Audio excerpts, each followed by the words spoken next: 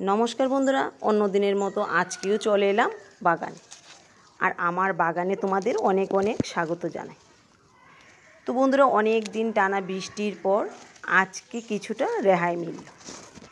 তবে বৃষ্টি না হলে কি হবে, রোদ তো নেই, আবার প্রচণ্ড গরম।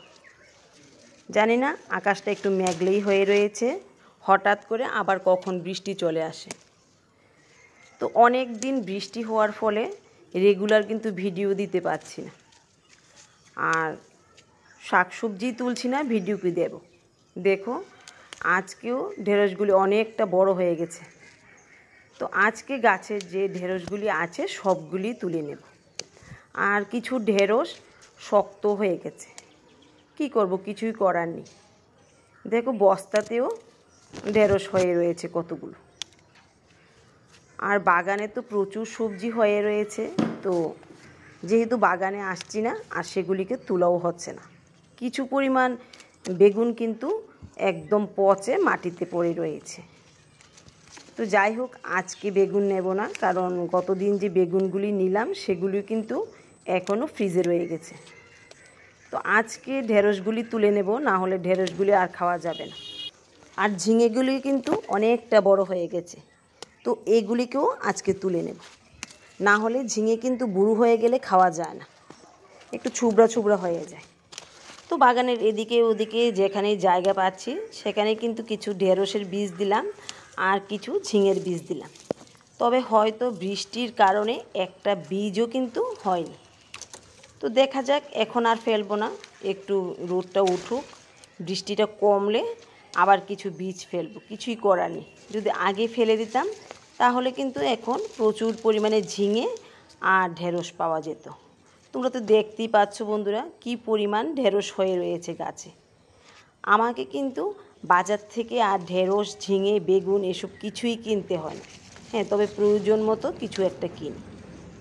তো বন্ধুরা, তোমরা এইভাবে বাড়িতে যদি একটু একটু শাকসবজি চাষ করো, তাহলে কিন্তু তোমাদেরও বাজার থেকে আর শাকসবজি কিনে আনতে হবে না।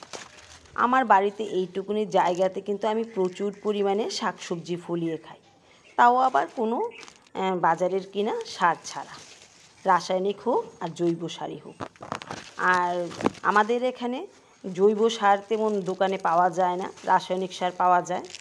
তো আমি কোনো সারই আমার বাগানে ইউজ করি না, সেটা তো তোমরা জানো।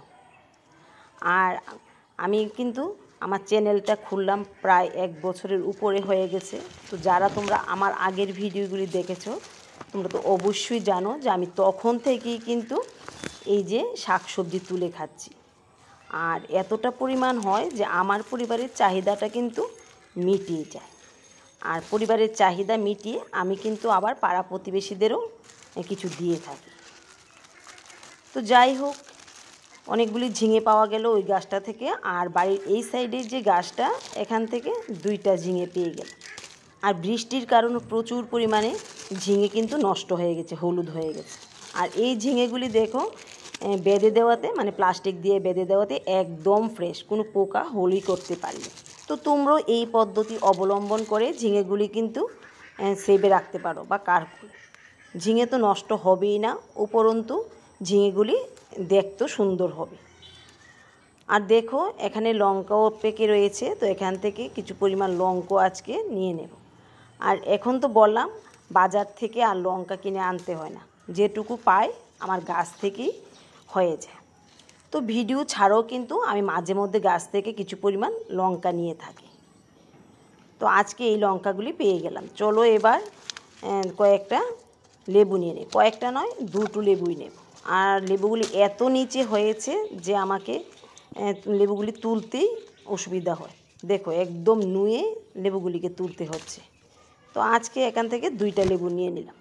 তো দেখো বন্ধুরা, বাড়িতে শাকসবজি চাষ করলে এই সুবিধাটাই হয়, যখন খুশি তখনই টাটকা সবজি নিয়ে খাওয়া যায়। তো ঠিক আছে, আজকের ভিডিওটা এখানেই রাখছি। দেখা হবে আগামী দিন আগামী ভিডিওতে।